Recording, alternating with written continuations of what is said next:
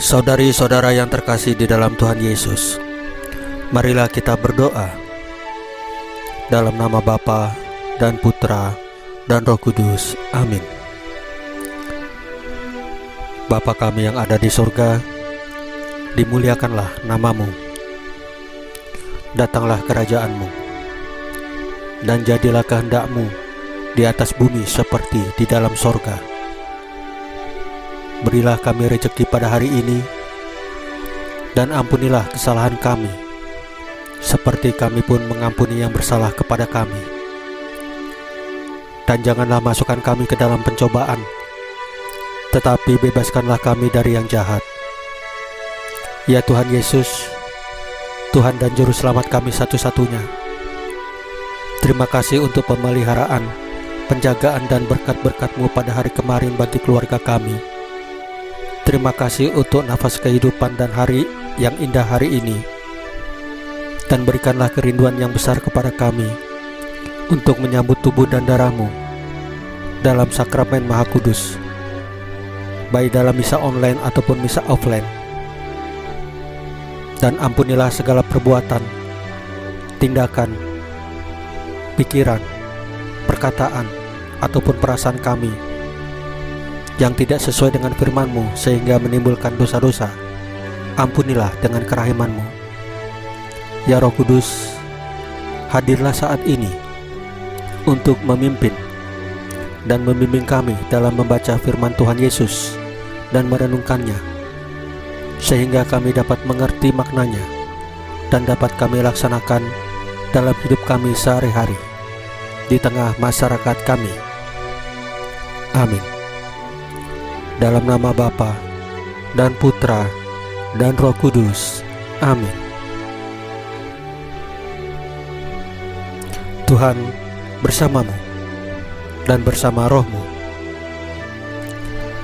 Inilah Injil suci Yesus Kristus menurut Markus pasal 3 ayat 13 sampai dengan 19. Dengan perikop Yesus memanggil ke-12 rasul. Dimuliakanlah Tuhan. Kemudian naiklah Yesus ke atas bukit. Ia memanggil orang-orang yang dikehendakinya, dan mereka pun datang kepadanya. Ia menetapkan 12 orang untuk menyertai dia dan untuk diutusnya memberitakan Injil, dan diberinya kuasa untuk mengusir setan. Ke-12 orang yang ditetapkannya itu ialah Simon yang diberinya nama Petrus, Yakobus anak Zebedius, dan Yohanes saudara Yakobus. Yang keduanya diberinya nama Boanerges, berarti anak-anak guru. Selanjutnya Andreas, Filipus, Bartolomeus, Matius, Thomas, Yakobus anak Alfeus, Tadeus, Simon orang Selot, dan Yudas Iskariot yang mengkhianati dia. Demikianlah sabda Tuhan. Terpujilah Kristus. Saudari-saudara yang terkasih di dalam Tuhan Yesus, Tuhan Yesus juga telah memanggil kita, dan kita sebagai pengikutnya telah menjawab panggilan Tuhan Yesus, sehingga kita punya tugas untuk memberitakan Injil, berita baik, berita keselamatan dari Allah. Namun pertanyaannya, apakah kita sudah memberitakan Injil dalam kehidupan sehari-hari kita? Yaitu dalam perkataan, tindakan, pikiran, ataupun perasaan kita. Banyak yang terjadi di dalam masyarakat kita: kecurangan, fitnah, ketidakadilan, baik dalam lingkup usaha, pekerjaan, ataupun pergaulan kita. Sudahkah kita menjadi saksi Kristus?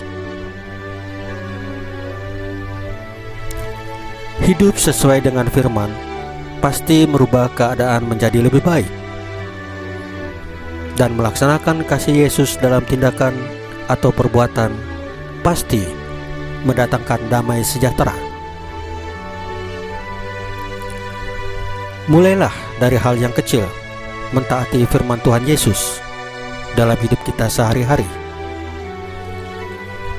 Saudari-saudara yang terkasih dalam Tuhan Yesus, marilah kita berdoa sebelum menutup bacaan firman dan renungan hari ini. Dalam nama Bapa dan Putra dan Roh Kudus, amin. Ya Tuhan Yesus, bantulah kami dengan Roh Kudus-Mu untuk menjadi pewarta Injil. Kiranya kami dibebaskan dari sikap mengambil kesempatan dalam kesempitan. Salam Maria, penuh rahmat, Tuhan sertamu. Terpujilah engkau di antara wanita, dan terpujilah buah tubuhmu Yesus.